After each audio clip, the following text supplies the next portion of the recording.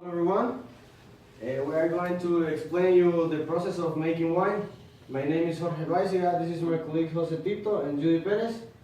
And first of all, I'm going to explain you what is the wine. Okay, the wine is a alcoholic beverage that is produced by the fermentation of the grape and some fruits. Another fruits can be used like the apple, like orange, like strawberries, etc. Now, there's a big story behind the wine. The some drinks fermented, some great in fermentation in old potteries around that had around 9,000 years. And the history said that the wine in the literature says that there are some history from the wine from the century 4 before Christ. Now,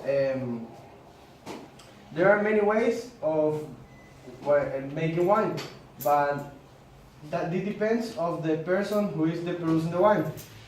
But are 5 easy steps or a standard step that people using are harvesting, pressing and Aging and bottling.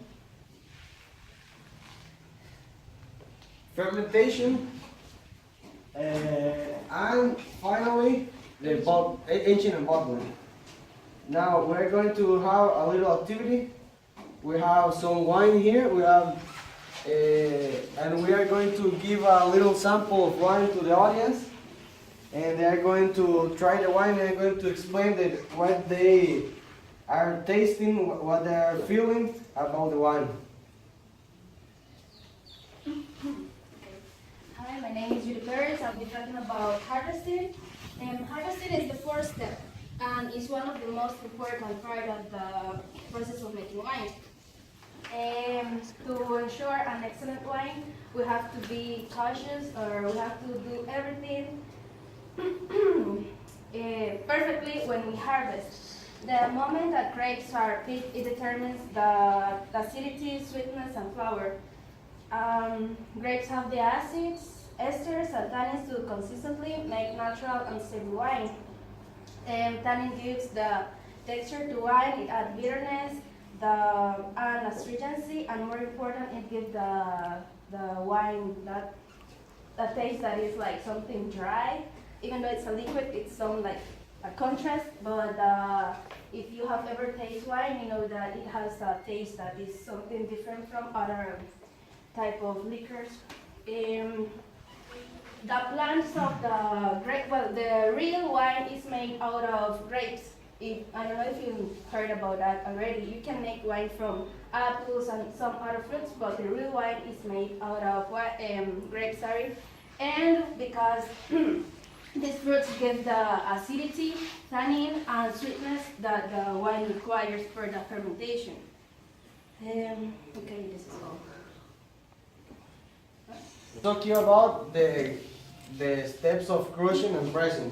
These are in the same phase of the process, but are two different processes, and one of them, pressing, is not necessary in all the wines. Now, crushing. What is crushing? Crushing is the process when you squeeze gently the grape to extract all the juice or the wine of the fruit. Also, how I said before, you can use another fruits, but usually people use the grape. And pressing is the act of using pressure to the grapes before crushing. And in some kind of wines, this process is not necessary, because this is like you use it for getting more wine and more juice but the quality of the juice it isn't better. No es el mejor, sino que solo cuando lo haces con- When grapes are crushed, there is a considerable amount of juice immediately liberated. This is called the free-run juice, and that can be used for vinification. Typically, this free-run juice is of a higher quality than the pressed juice. However, most wineries do use presses in order to increase their production. And this is increased between the 15 and 30% of the total juice volume of the grape. For many years, men and women did this manually by stomping the grapes with their feet. However, in larger wineries, it is used the mechanical pressure because this is more the amount of grapes that are processed daily.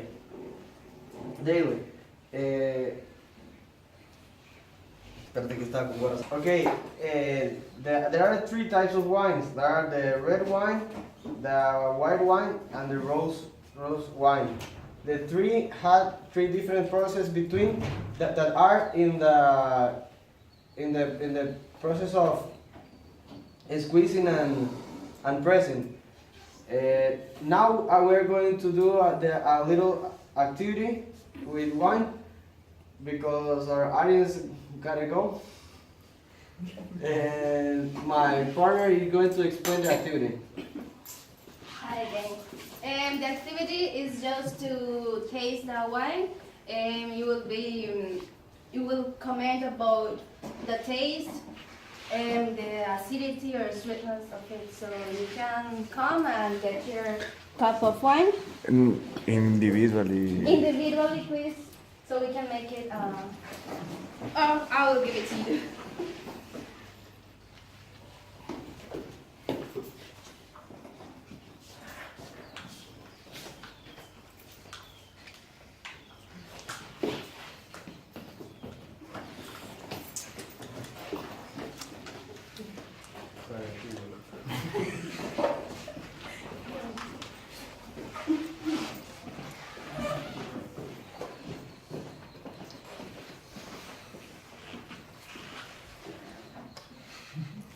Good quality wine, right? Yep.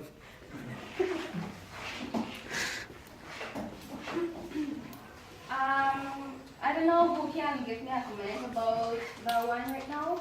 I think the cup you gave me is like a bad quality one. I know, like you try to have different quality wines. So here you can see that it's like really acidic, and it doesn't have the taste, not the sweetness taste you want to have in any wine. Also, the color is a little bit different than the other wines I've tasted.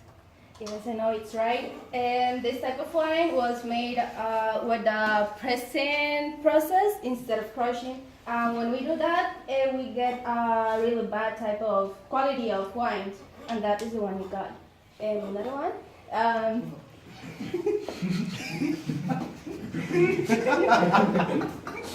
I think that this wine is like a little clearly the color, but I think that is good because I like that the color is clearly. I don't like that the color be a lot of red because I think that the grape was very old, but I think that this is a good quality of wine.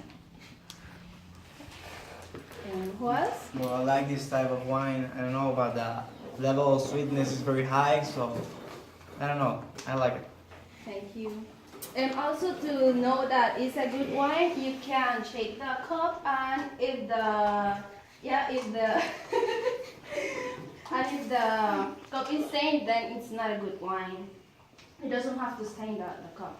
Another one? Someone comment? Okay, thank you.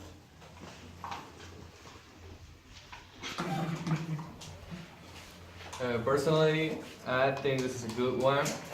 I like the flavor, and I like the sweetness that it has. I don't really know how wines taste, but this one, I think I can drink it all, and you're going to taste it.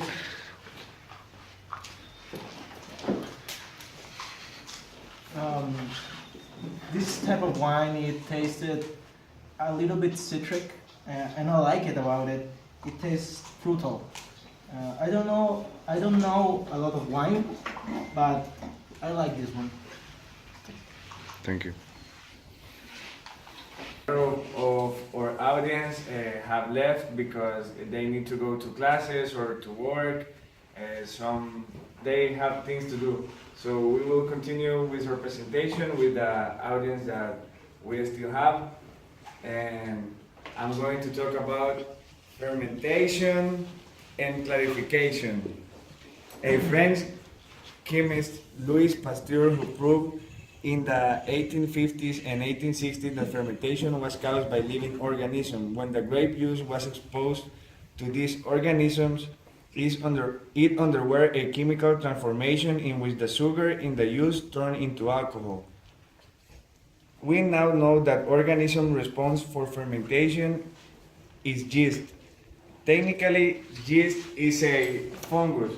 The name of this fungus is Saccharomyces, and its work is to transform the alcohol,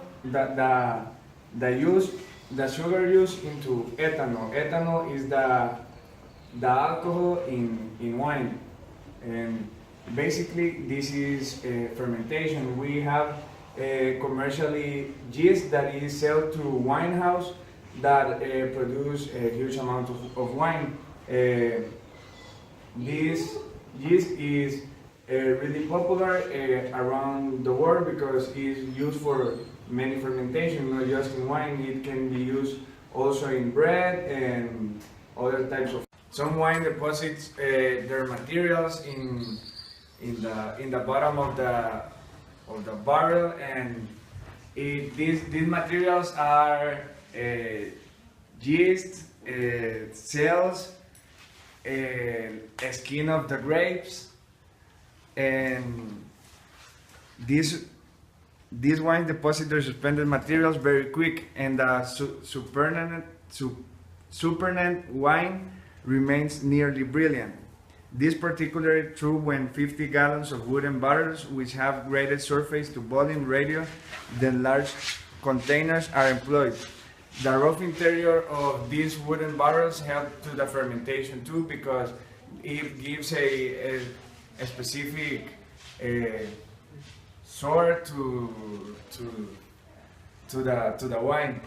And also, well, clarification is the process in which we want to eliminate all these rests of grape that are in our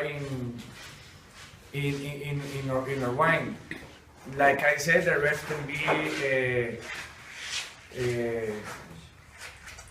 yeast, cells, particles of skin.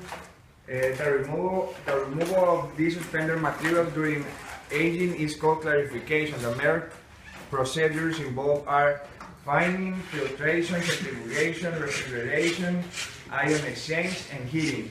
In wine tasting, a wine is considered clear when there are no visible particles suspended in the liquid, and specifically in the case white wines. So basically, this is the process of clarification in which we want to eliminate all these particles. Wines have a better classification if they have no particles in the liquid, and if it has particles, it's considered as not a good quality wine. And also, the people who will buy this wine. Will not buy it because it has dark particles that are not commercially accepted. And thanks. Okay, now I'll be talking about aging and bottling. This is one of the important parts because it all depends on the producer. Either if you want to bottle the wine way after the process, everything is done, or he can allow the wine to continue aging. He can put the wine to age either in bottles, individual bottles, Or he can bottle put the wine in steel tanks or oak barrels. The oak barrels give the taste and aroma to the wine that is wanted by the consumers because it's something different and it's better. As we know that as if the wine have more years, like 50, 100, that type of wine is very, very expensive. And it's really hard to get that type of wines that have that age. And apart from that, some producers, like from Spain, some countries of Europe and Chile, they put this wine to age in caves. It's a procedures. Those procedures are different, and it's like they add a value to their wines because people think that it's better and all those type of things. And there's also a winemaker in Chile that have a rock that is a fact, or well, there are producers that have different type of techniques, or they do other things in order to make their wine to cost more, just to make people believe that it's better because they do something extra. For example, this producer from Chile, he have a rock that he says is a rock that from space, and what he does is put that piece of rock, like this size, and he put it in the barrels, and then he says that the fermentation and the aging is like better when you put that rock because it has some minerals that you cannot find here. And that wine is very expensive. I don't know if you can believe that, but I don't really believe that it gives something different, but people do believe those type of things, and they do pay for that wine. Okay? You have questions about it? Or something to comment Something to about the wine? comment about the wine? Okay?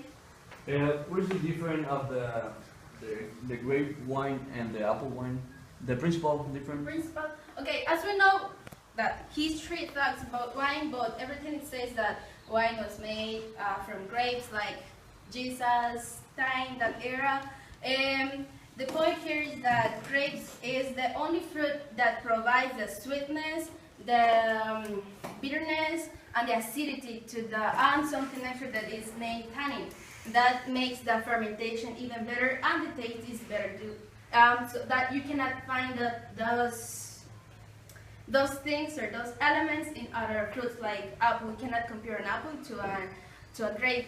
And grapes are, well, there are different types of grapes, and there is one that is used for that. A special variety that is used in the making of wine. You can make wine from the green grapes, but the better one or the best one is the one from the dark purple grapes. And yes? So if I have a bottle of wine that has been aged 100 years, and I have two of them. So one is green grapes, and the second one is blue grapes. Which one will be more tastier and more expensive? The more expensive will be the purple or blue grapes because of the tannins it has and color. It's something totally different from a green grape. The taste will be different and the concentration too. Yeah, something else?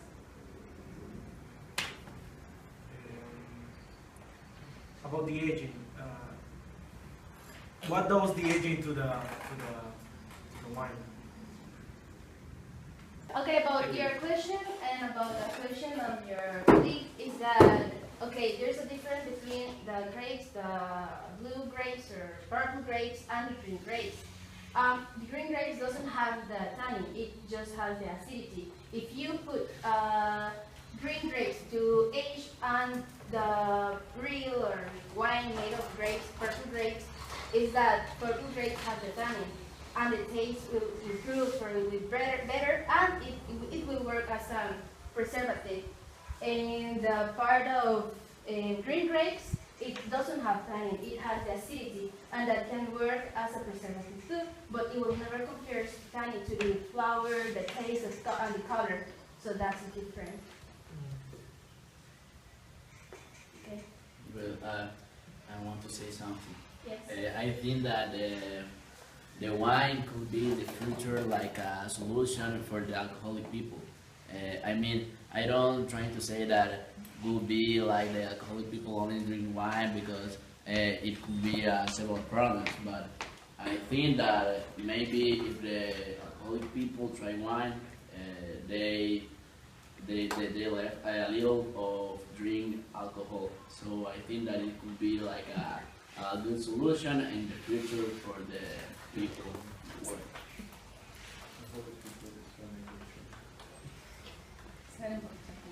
Do you have another question?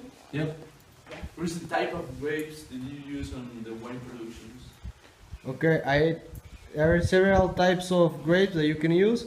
This is depending on the type of wine that you're doing. For example, if you're doing a red wine, you can use a Cabernet Sauvignon grape. If it's a white wine, you can use a Chardonnay. And this is depending. Also, when you're doing some rose wines, you use the same grapes for the white wine, but the difference is of these two type of wines is in the phase of crushing and pressing, but the type of wine depends on the type of wine. So, if I have a bottle of wine that is made of apples, and if I put the bottle to age, will that make it better, or just with the grapes? No, it will not be better. It will not work for that because apple doesn't have the acidity and it doesn't have the tannin, which work as a preservative, as I mentioned before. And right now, just to thank you, I'm gonna give some food to you, some snacks, because I know you don't have time right now to go to Doris. Thank you to you. It's a great presentation.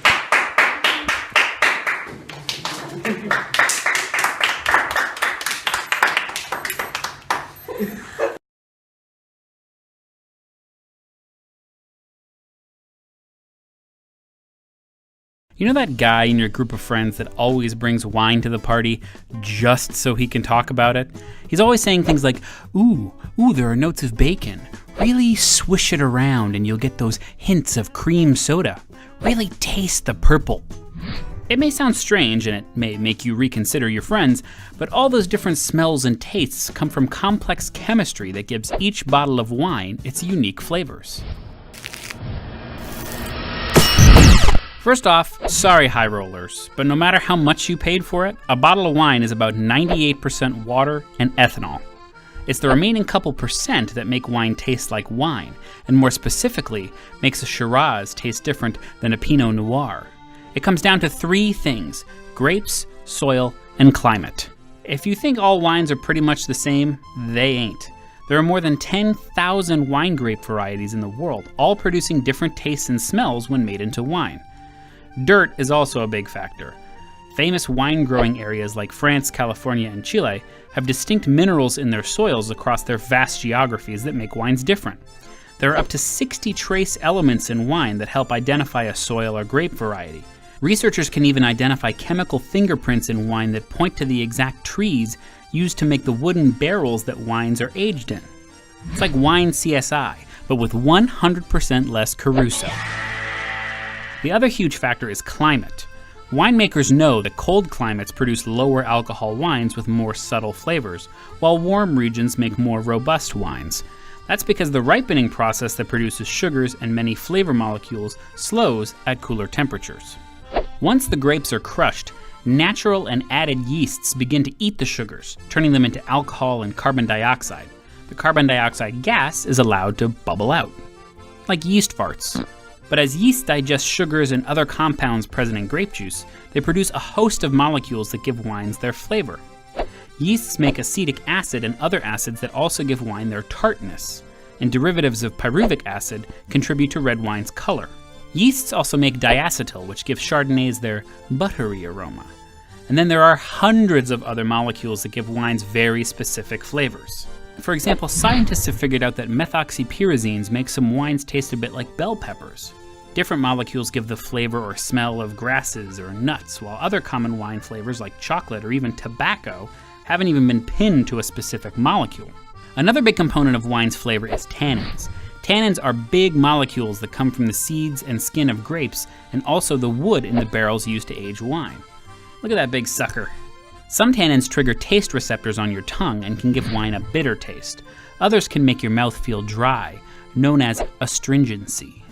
Remember, gang, taste and smell are very complex processes, both chemically and in how your brain interprets them. So yes, you may not taste bell pepper or chocolate and someone else might. Don't worry about it, just enjoy. Thanks to our friends at Azeri Vineyards in Petaluma, California for letting us drop by their gorgeous winery and raise a glass. Find out more about them in the description. If you want to keep this booze cruise going, check out our video on craft beer chemistry. And our friends over at Speaking of Chemistry actually took a bath in a bunch of red wine. Why would they do such a thing? You do not want to miss that video. Trust me. And click subscribe to make sure you never miss one of ours either. Thanks for watching, Chemheads.